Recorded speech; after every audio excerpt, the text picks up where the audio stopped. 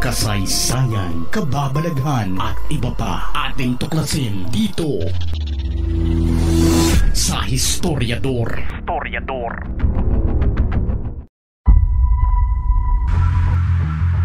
Matapos mabisto ng NBI na ang fingerprints ni Go Waping at suspended Bamban Tarlac Mayor Alice Lialgo ay iisa lang, dito na nagsimulang gumuho ang mundo ni Alice Go. Kung ano man ang findings ng aming dactyloscopy expert ay conclusive. Kasi no two person have the same fingerprints, even twins. No? Even twins. Hindi pwedeng magkapareho ang kanilang fingerprints.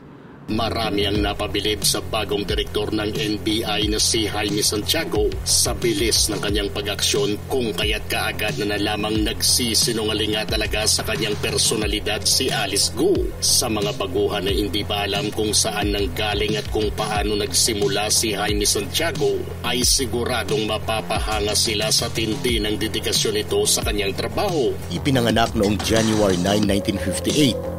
Simulat sa pool ay gusto na nitong maging isang hukom, pero dahil sa katayuan ng kanilang pinansyal na estado noong panahong yun, ay napag-isip-isip ni Jimmy na pansamantala munang isang tabi ang pangarap na yun at maghanap muna ng propesyon na makakayang tustusan ng kanyang mga magulang. Dahil sa kagustuhang maging hukom, ay nag-isip si Jaime ng propesyon na kahit papano'y malapit sa pinakagusto nito. Wala nang iba pang maisip si Jaime kundi ang pasukin ng mundo ng isang pulis. Kung kaya't pinagbuti nito ang kanyang pag-aaral hanggang sa makatapos ng kursong BS Criminology at naging isang lisensyadong criminologist. 1979, nang makapasok si Jaime sa Manila Police District at naging isang patrolman. 21 anyos pa lang ito nang mahasa na ang kanyang abilidad sa pakikipaghabulan at barilan sa mga taong halang ang bituka na namumuhay sa maduming paraan. Dahil sa nagkalat noon ang mga sindikato at masasamang elemento, ay napagtanto ni Jaime na kailangang palaging kondisyon ang kanyang isipan at pangangatawan para hindi maging dihado pagdating sa labanan sa mga sanay sa buhay kalye ng mga taong ito. Pinagtuunan ni Jaime at hinasa ng gusto ang isang klaseng abilidad na hindi lahat ng mga kriminal at alagad ng batas ang meron ito. Ito ay ang pagiging asintado pagdating sa barilan. Dahil sa abilidad na ito na talagang halos na perpekto na ni Jaime, ay naging maugong ang kanyang pangalan hindi lang sa kanilang departamento kundi mismo na rin sa grupo ng mga kalabang sindikato. Takot ang namumuo sa bawat kalaban na kanyang nakakaharap dahil sa alam nilang wala silang panama pagdating kay Jaime Santiago, kung kaya't nawawala sila sa kanilang konsentrasyon kapag sila'y nakikipaglaban dito. Tatlo lang ang pwede mong maging kahihinatnan sa oras na makaharap mo ang batang sharpshooter. Una, pwede kang sumuko habang may panahon ka pa. Pangalawa, pwede kang makikipagbakbakan at swerte mo na kung masusugatan ka lang.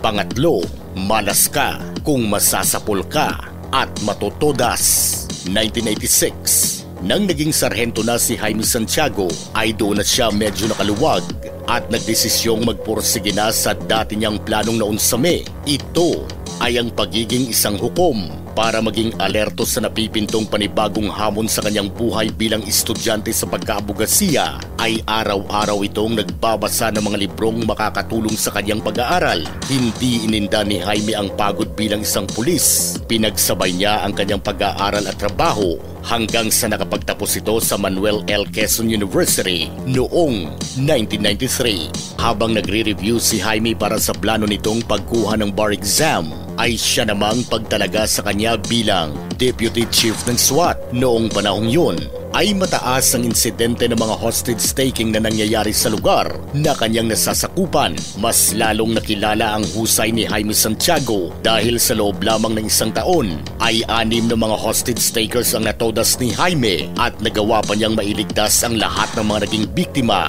ng mga natodas niyang hostage-takers. Mula 1994 hanggang 1996 ay tila inulan ng swerte ang magaling na si Jaime Santiago dahil nakapasa ito sa bar exam exam noong 1994. 1995 naman, nang siya'y pinarangalan bilang Senior Non-Commissioned Officer of the Year ng Western Police District at kabilang sa 10 Outstanding Policemen of the Philippines ng JC's International. 1996, nang siya'y ginawaran ng Acts of Heroism ng National Capital Regional Police Office o NCRPO. 2001, nang magdesisyon si Attorney Jaime Santiago na kuhanin na ang optional retirement bilang pulis para mapagtuunan na niya ng kanyang konsentrasyon ang panibagong kabanata ng kanyang buhay at propesyon.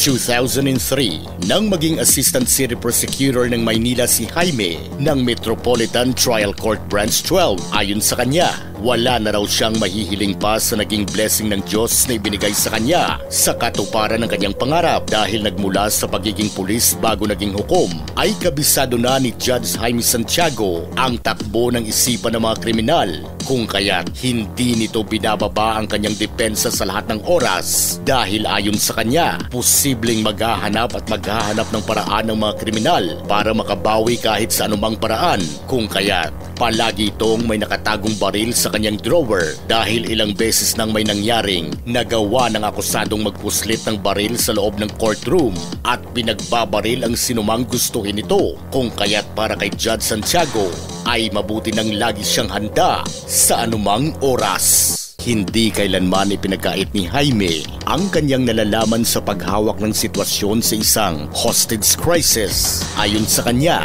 kailangan daw palaging isaalang-alang ang kapakanan ng biktima. Palagi niya ring itinuturo sa iba pang mga pulis na kailangang manindigan sa katotohanan at huwag padadala sa kung anumang material na mga bagay. Ngayong direktor na ng NBI si Jaime Santiago ay nasa radar na niya ang mga manloloko online na talagang nagpapakasasa sa mga perang kanilang nakulimbat mula sa mga nakakaawang biktima. We will work hard on cyber crimes.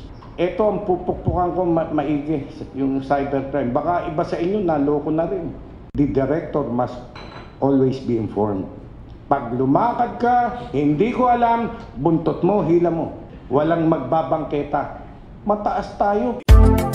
Madilim ba sa paligid ng iyong bahay tuwing gabi? Pailawan na yan para hindi maging target ng magnanakaw. Hindi mo na kinakailangan ng kuryente dahil solar powered ito. Malakas ang ilaw, lalaban pa sa tag-ulan. Pang outdoor na solar light, buy one take one pa. Orderin mo na yan kaibigan at baka ma-order pa ng iba. I-click na ang link sa description ng ating video para sa iyong order.